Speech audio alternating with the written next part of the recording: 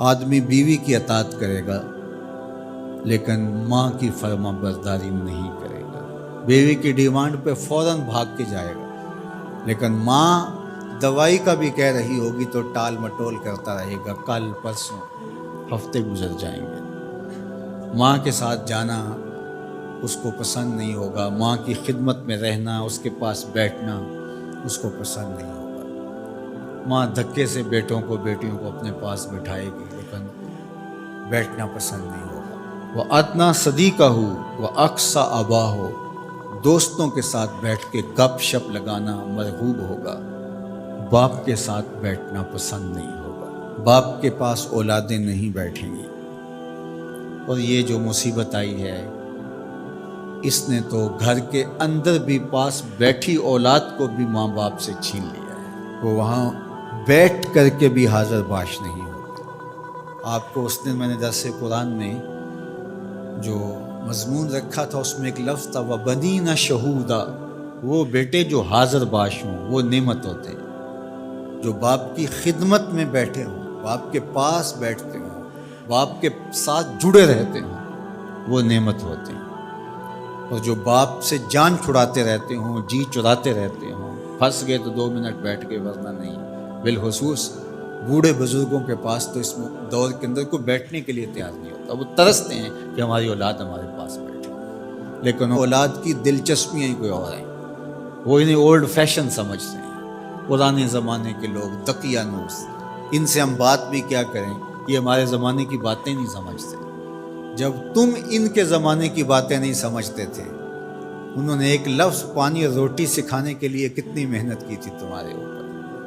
تم تو کچھ بھی نہیں سمجھتے تھے، تم تو حرف و صوت سے آشنا نہیں تھے، تم تو لفظوں سے آشنا نہیں تھے،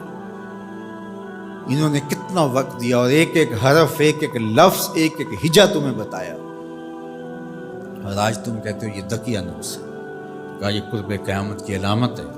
کہ دوستوں کے پاس بیٹھنا مرغوب لگے گا، محبوب لگے گا، ماں باپ کی صحبت میں بیٹھنا اولاد کی تباہ میں نہیں ہوگا۔ وَسَادَ الْقَبِيلَةِ فَاسِقُهُمْ، اور قبیلے کا جو سردار ہے وہ فاسق و فاجر ہوگا۔ سرداری، قبیلے کا بڑا بننا، خاندان کا بڑا ہونا یہ صلاحیت کی وجہ سے نہیں، تقوی کی بنیاد پر نہیں، یہ چالاکی، مکاری، فسق و فجور کی وجہ سے،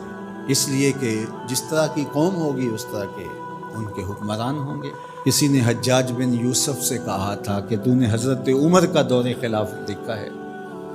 تو ان جیسا انداز حکومت اختیار کیوں نہیں کرتا؟ تو اس نے 2 لفظی جواب دیا، تبازروا اتعمر لکم، اس نے کہا تم ابو ذر غفاری بن جاؤ، میں عمر بن جاتا ہوں۔ جب رعایا ابو ذر غفاری جیسی ہوتی ہے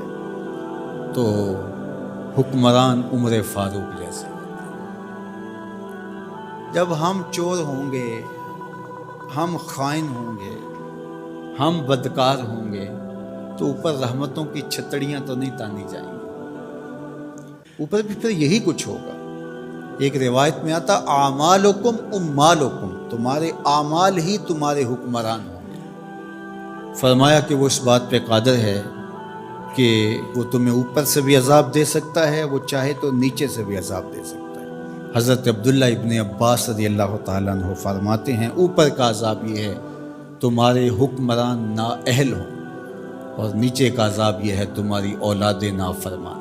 اور تم ایک دوسرے سے لڑنے لگ جاؤ، ایک خاندان کے لوگ شریکہ برادری کے نام سے ہر وقت ایک دوسرے کی ٹو میں رہیں، یہ عذاب نہیں تو اور کیا ہے؟ ہر وقت بھائی بھائی کو نقصان پہنچانے کے چکر میں رہے، بہنیں اور بھائی آپس میں ایک دوسرے کے دشمن بنے کھڑے ہوں، ہمسایہ ایک دوسرے کی عزت کو اچھالنے کے لیے تیار کھڑا ہو، محلہ راحت کا سامان ہونا چاہیے لیکن محلہ آپس میں ایک دوسرے کی عزت کو پامال کرنے کے لیے تلا ہوا، خاندان، برادریاں جو کہ وحدت کی علامت ہونی چاہیے، یہ ایک دوسرے کو اذیت دینے کے لیے، تکلیف پہنچانے کے لیے، ٹو میں رہنے کے لیے، کسی کے عیب کو اچھالنے کے لیے، کسی کی بہن بیٹی کی آبرو کو اچھالنے کے لیے ہر وقت اسی چکر میں، تو کیا یہ عذاب نہیں ہے کہ تم اپنے گھر میں بھی محفوظ نہ ہو؟ خاندانی لڑائیاں، شریکہ برادریاں، ان کی باہمی لڑائیاں، یہ فرقوں کی لڑائیاں، سیاسی جنگ و جدل، یہ کیا ہے؟ یہ اللہ کے عذاب کی ناراضگی کی صورت ہے۔ اللہ تعالی ہمیں سچی توبہ کی توفیق دے۔